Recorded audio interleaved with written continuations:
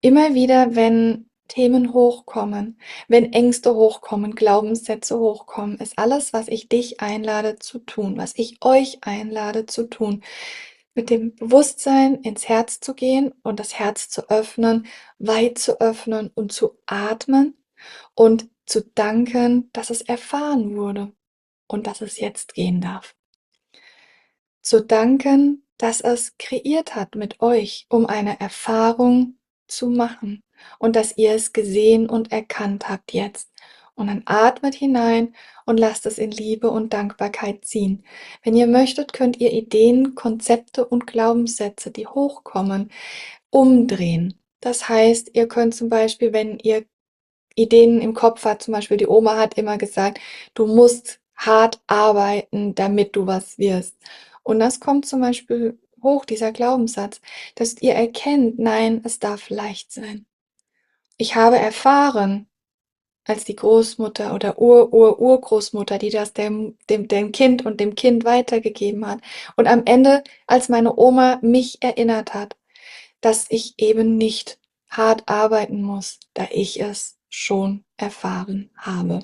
Seht es so, die Oma oder die Mutter oder der Vater oder der Opa oder die Tante kommen zu euch mit gewissen Konditionierungen oder resonieren in euch mit euren inneren Konditionierungen, die ihr mitgebracht habt in eurem Kodex.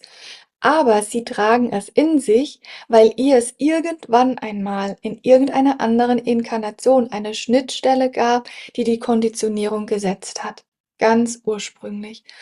Das heißt, ihr geht damit um, als wärt ihr die Oma, als wärt ihr die Mutter, als wärt ihr die Tante, der Onkel, der Vater, der Opa, dass ihr beginnt zu erkennen, okay, ich hatte es schwer gehabt und ich musste hart arbeiten und ich weiß, wie es sich anfühlt. Ich habe es erlebt.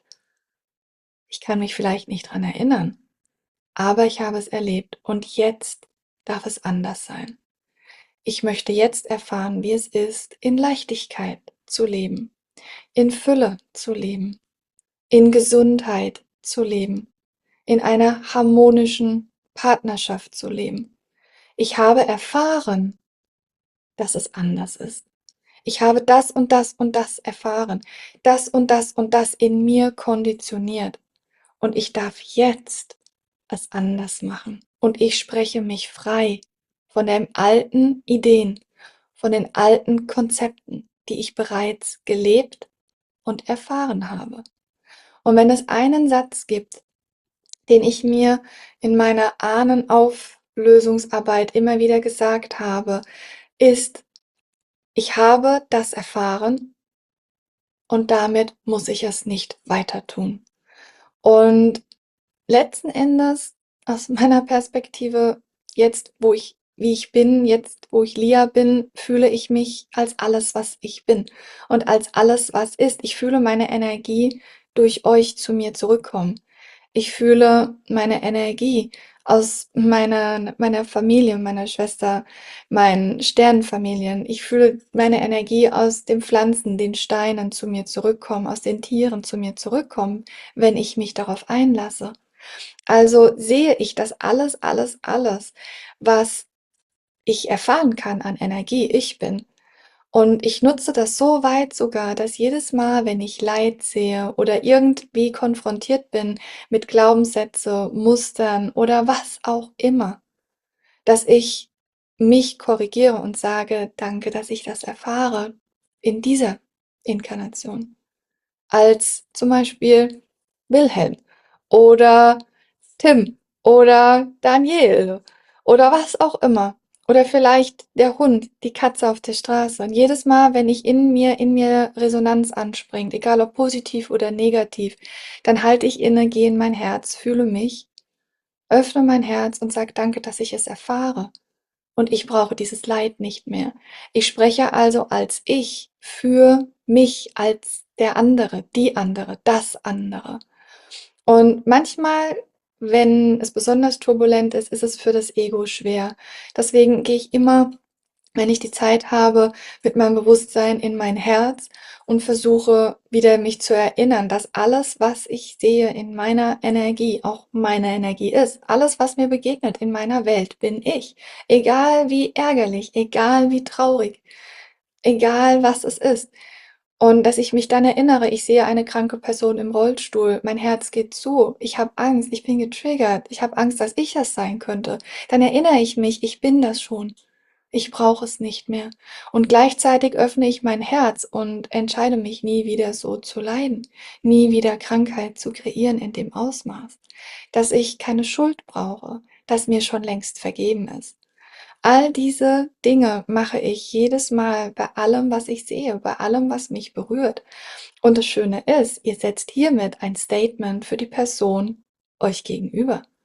Und ich habe früher in der pharmazeutischen Welt gearbeitet und ich hatte Psychologie studiert und hatte dabei auch Kontakt mit sehr, sehr kranken Menschen. Und ich habe auch Leuten geholfen, auf die andere Seite zu gehen, zu sterben. Und wenn ich dort eins gelernt habe, ist das höchste Potenzial zu halten, egal wie schlimm die Person aussieht, egal wie fürchterlich die Person leidet. Ich entscheide mich, dass es mir gut geht. Und ich entscheide mich als ein höheres Potenzial der Person, dass es mir gut gehen darf.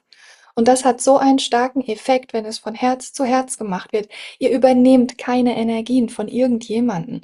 Ihr versucht nicht, das Leid von irgendjemanden zu tragen. Bitte nicht. Nein, nein, nein, nein. Ihr übernehmt die Verantwortung für das Leid, was parallel in euch ist, sich aber in dem anderen reflektiert. Und in dem Moment, wenn ihr das tut und sagt, ich erlaube mir, dass es mir gut geht, weil ich sehe, wie andere leiden. Und das aktiviert in der anderen Person den Wunsch, dass es ihm gut geht, dass es ihr gut geht. Und bitte ganz, ganz wichtig, ihr übernehmt keine Energie von irgendwelchen Seelen, denen ihr begegnet, aber ihr übernehmt Verantwortung für das, was ihr seht, für das, was euch berührt. Und erkennt, wenn es euch berührt, dann seid ihr es. Ihr begegnet sozusagen euch selbst in Gestalt einer anderen Person in Form eines Hologramms. Das bedeutet, eine andere Person kann leiden oder kämpfen oder Schwierigkeiten haben oder verfluchen oder sich verstricken. Diese Seele macht die Erfahrung ganz für sich, aber sie tut das in eurer Realität, weil ihr es in irgendeiner Inkarnation auch tut. Und diese Brücke gilt es zu schlagen. Das gilt es zu fühlen. Und dann hier aus dem Herzen heraus als das Hier und Jetzt, was es tut und erfährt und fühlt und beobachtet, als wir hier korrigieren.